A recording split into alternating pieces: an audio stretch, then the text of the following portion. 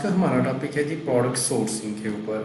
Product hunting का already हम lecture देख चुके हैं, ठीक है। उसके बाद कैसे हमने पेटेंट को कैसे चेक करना है, ट्रेडमार्क को कैसे चेक करना है, कैसे हम प्रॉफिट मार्जिन कैलकुलेट करना है। आज जो है हम सोर्सिंग को डिस्कस करेंगे कि हमारी प्रोडक्ट फाइनल हो गई है, वो हमने सोर्सिंग कैसे करनी है जी, ठीक है।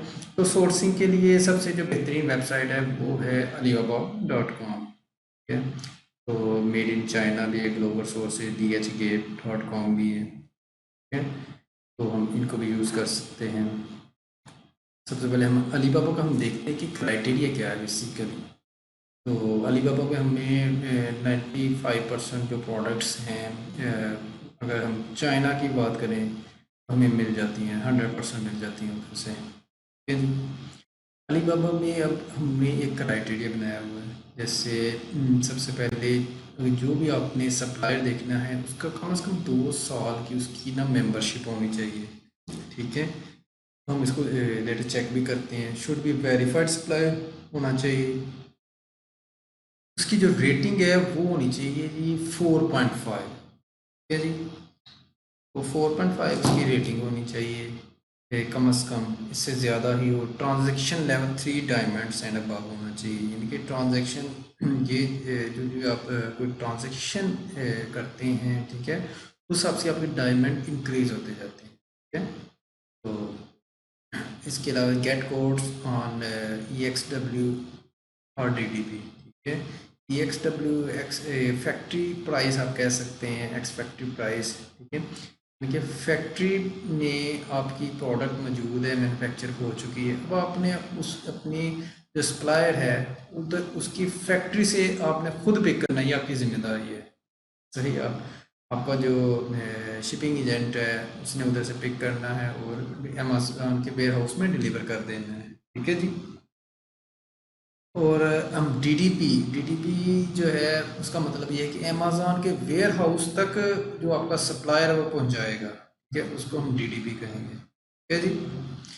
तो रिस्पांस रेट आप चेक करोगे, सप्लायर का 85% होना चाहिए कम से कम। शुड हैव ट्रेड एश्योरेंस लाजमी होनी चाहिए, ठीक है। कुछ सप्लायर्स होते हैं उनकी ट्रेड एश्योरेंस नहीं होती। ट्रेड एश्योरेंस से हमें ये फ़ायदा होता है कि आपकी जो पेमेंट है, जब डिलीवरी जो सप्लायर आपको डिलीवर कर देता है, ठीक है, तो जब आपके पास प्रोडक्ट पहुंच जाती है तो उसकी 1 माह के अंदर अंदर अगर आप देखते हैं कि आपके प्रोडक्ट ठीक नहीं है और if you want to return it, ठीक है, या आप क्लेम करना चाहते हैं, तो आप ट्रेड इंश्योरेंस अगर आपकी पार्टी के साथ होगा, ठीक है, आपके सप्लाई के पास है, तो इस तो फिर जो है आप क्लेम कर सकते हैं उसको, ठीक है, अदरवाइज नहीं। तो ट्रेड इंश्योरेंस की लिमिट भी आपने चेक करनी है कि लिमिट उसकी कितनी है, ठीक है, कि आप कितना का ऑर्डर डिलीवर कर रहे हैं और आपकी जो ट्रेड इंश्योरेंस की लिमिट है सप्लाई की वो भी आप चेक कर लीजिए। मैन्युफैक्चरर होना चाहिए, ये लाजमी आपने देखना है। तो एम्प्लॉज जो है 50 to 100, हम ये है क्योंकि बहुत बड़ा अगर सप्लायर है, थाउजेंड में उसके एम्प्लॉज हैं, तो उनके जो रेट हैं, ठीक है, स्टार्ट में जब आपने कहना जी ये आपको प्रोडक्ट चाहिए, ठीक है, एक स्टार्ट में बहुत बड़ा ऑर्डर नहीं करते, ठीक है, तो आपको अच्छे रेट मिल जाते हैं, सही। तो अगर एम्प्लॉज तो बिल्कुल भी ना हो कि इसके पास 10 एम्प्लॉज हों, ठीक है, 50 एटलीस्ट होने चाहिए, तो ये रेशो ज़्यादा बेहतर रहती है। Should have relevant certification related to that product, और प्रोडक्ट कैटेगरी सर्टिफिकेशन भी आपने देखनी है। पेमेंट टर्म्स हैं जी, एटलीस्ट 30% एडवांस जो है ना आपको पे करना पड़ता है, ठीक है। तो जो रिमेनिंग है वो आप जब प्रोडक्ट डिलीवरी के टाइम पे आप पे करते हो, ठीक है। Use Alibaba trade insurance for payment, हो गया जी। चलिए जी अब हम आगे देखते हैं। अच्छा जी, अब हम alibaba.com पे आ गए हैं, ठीक है। फिर इसके बाद हमने टी शर्ट लिखा है जी, तो सर्च कर दिए, क्लियर हो गया जी। अब ये देखें इसमें हमारे पास क्या क्या ऑप्शंस आ रही हैं जी, ठीक है। तो इसमें कह रहे हैं जी paid insurance, verified supplier, response. अच्छा जी, RFQ पे आपने कैसे जाना है, आप माई अली बाबा पे जाएंगे, आपने जब अपना अकाउंट लॉगिन कर लेना है, ठीक है।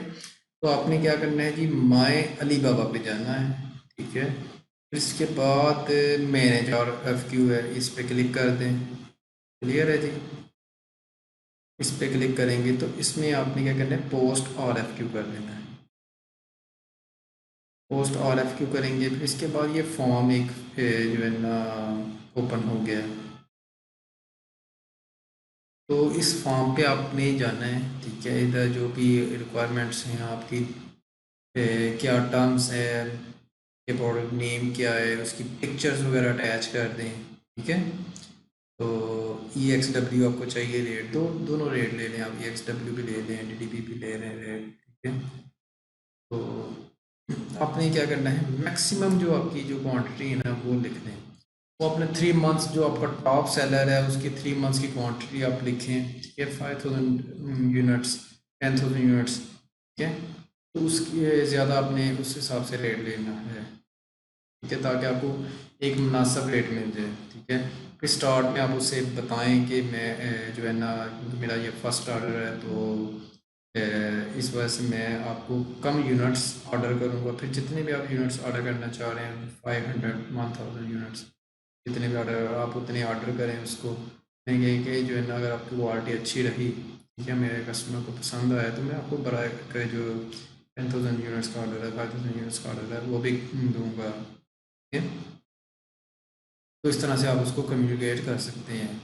अच्छा, इसमें get best price with best quality with 1030 formula, ठीक है। ये फार्मूला क्या है जी, अलीबाबा पे सोर्सिंग के हवाले से। यहाँ इसमें दो सिचुएशंस बताता हूँ कि पहली सिचुएशन है कि आप जो है ना खुद सप्लायर के पास जाते हैं, वो प्राइस पूछते हैं। और दूसरा क्या है, सप्लायर आपके पास आता है और वो खुद कोट करता है प्राइस। तो किस सिचुएशन में आपको बेस्ट प्राइस मिलेगी?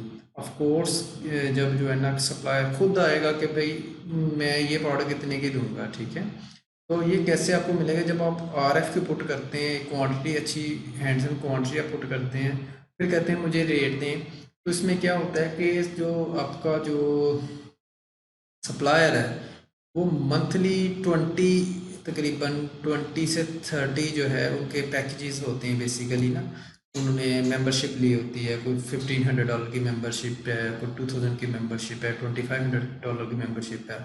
तो मेंबरशिप पे उनके डिपेंड करता है, उसको कनेक्ट्स मिलते हैं, 20 कनेक्ट्स मिलते हैं, फिर 60 कनेक्ट्स मिलते हैं मंथली, ठीक है। तो उन्होंने उसको बड़े ही एहतियात से यूज़ करना होता है उन कनेक्ट्स को, ठीक है। तो वो कोड करेंगे, उन्हीं को कोड करते हैं जो उनको लगता है कि जो है ना जेन्युइन बायर है कोई, ठीक है।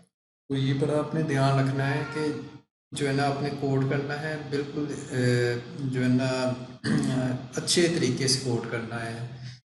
पूरी इंफॉर्मेशन उसमें देनी है आपने, ताकि आपको जो है ना जो अच्छे जो सप्लायर हैं वो आप कोड करें उस पर, ठीक है। तो 10 का क्या 10 कोड्स जो है मैक्सिमम आपको रिसीव होंगी, ठीक है। आप जब आप ये जो है RFQ पुट करते हैं तो 10 कोड्स आपको रिसीव होंगी मैक्सिमम, ठीक है जी। तो ये 1030 बेसिकली फार्मूला है, तो आप इसको कोड करें, RFQ कोड करते हैं तो आपको अच्छी प्राइस जो है ना मिल जाती है इस पर, ठीक है जी। अच्छा जी, इसके बाद हम आते हैं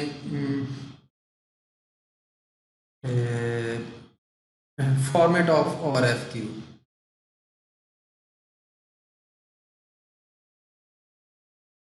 अच्छा जी, RFQ का फॉर्मेट क्या होना चाहिए? इसमें मैंने एक फॉर्मेट बनाया हुआ है, we are e-commerce company looking into adding this customised SKU below और our specs for the product. उसमें आप प्रोडक्ट का नेम बताएं, साइज, मटेरियल, पैकिंग टेक्नोलॉजी, और we able to provide the custom packing, what colour logo option do you offer, lead time क्या है इसका, ठीक है। लीड टाइम का मतलब है कि कितनी देर में आपको प्रोडक्शन करके आपको दे सकते हैं, ठीक है। Quantity required at least 3 months, 3 months की आपने क्वांटिटी आपने लिखनी है उसमें, ठीक है। Please break down the EXW DDP price as per our requirements, cost of product क्या है जी, पैकिंग कॉस्ट क्या है, ये उनसे पूछें। EXW DDP प्राइस पूछें। After getting the codes you will got minimum price, तो आपको तकरीबन 10 जो है ना कोर्स रिसीव होंगी मैक्सिमम, ठीक है। तो उसमें से होपफुली आपको एक अच्छी प्राइस मिल जाएगी, ठीक है। बजाय इसके कि आप हर बंदे को मैसेज करें, आपको जो है खुद कोर्स रिसीव होंगी, ठीक है। तो इधर से आपको प्राइस का आइडिया मिल जाएगा, ठीक है, कि इसकी कॉस्ट क्या है।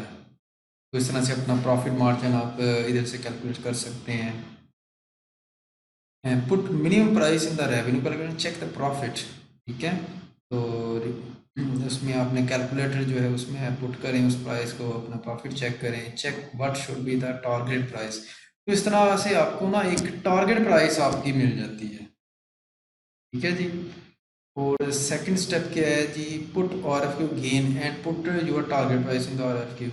अच्छा, अब आपको ना एक मिनिमम प्राइस मिल गई है, लेकिन आपने क्या करना है, प्रॉफिट चेक करना है, आपने चेक करना मज़ीद आपको जो है ना अभी मज़ीद लेस करवानी है प्राइस, कि लोग सस्ती प्रोडक्ट बेच रहे हैं। तो इसका मतलब है कि कोई क्वेश्चन है इसमें अभी स्पेस है, तो आप कहें कि जी कौन है जो मुझे इस टारगेट प्राइस पे, और ये स्पेसिफिक मटेरियल है, ठीक है, कलर है, ठीक है, ये पैकिंग है, तो मुझे प्रोवाइड कर सकता है इस टारगेट प्राइस पे।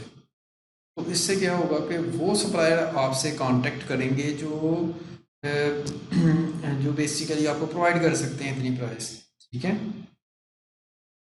तो but in the first order of course you can place small one by saying that you want to test it, then you can give a big order if our customer gets satisfied, ठीक है जी।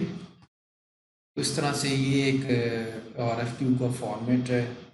Hopeful आपको जो है ना पसंद आया होगा, ठीक है जी। अच्छा, ये जो टेम्पलेट है, ये टेम्पलेट भी आपको मिल जाएगा, ठीक है। ये डिफरेंट टेम्पलेट्स मैं बनाए हुए हैं, ठीक है। तो आपको कि आप कैसे जो है ना सप्लायर के साथ कैसे कांटेक्ट कर सकते हैं, ठीक है। ये एक्चुअल सैंपल मूव होना है तो फिर आपने क्या लिखना है, सही। तो सैंपल के बारे में पूछना है, अपडेट लेनी है, प्रोडक्ट पैकेजिंग के बारे में, प्राइस नेगोशिएशन है, फिर उसके बाद pre order and shipping estimate message है, फिर इसके बाद इन्वेंट्री ऑर्डर मैसेज है, ठीक है। तो ये डिफरेंट टेम्पलेट है, आपको मिल जाएंगे, ठीक है। इसके अलावा मैंने एक एक्सेल में आपको बना दिया है। जब आप सोर्सिंग करेंगे, तो जब सोर्सिंग करेंगे तो फिर आपने क्या करना है कि इस तरह से डिफरेंट सप्लायर्स के नेम इधर लिख लेने हैं आपने, ठीक है। उसका जो है रेट क्या है, EXW DDP रेट क्या है, शिपिंग क्या है, ठीक है। फिर इसके बाद है जी मैन्युफैक्चर है कि ट्रेडर है, सही, उसकी कितनी ईयर्स की मेंबरशिप है, गोल्ड सप्लायर है कि नहीं है, यस नो, वेरीफाइड सप्लायर है, ट्रेड एश्योरेंस लिमिट उसकी कितनी है, रेटिंग क्या है, रिस्पांस रेट क्या है, ट्रांजैक्शन लेवल है, सही, एम्प्लॉयज़ कितने हैं, ट्रांजैक्शंस कितनी हैं उसकी उसने की हुई, ठीक है। तो ये आपको जो है ना फॉर्म में मिल जाएगा जी, ठीक है जी।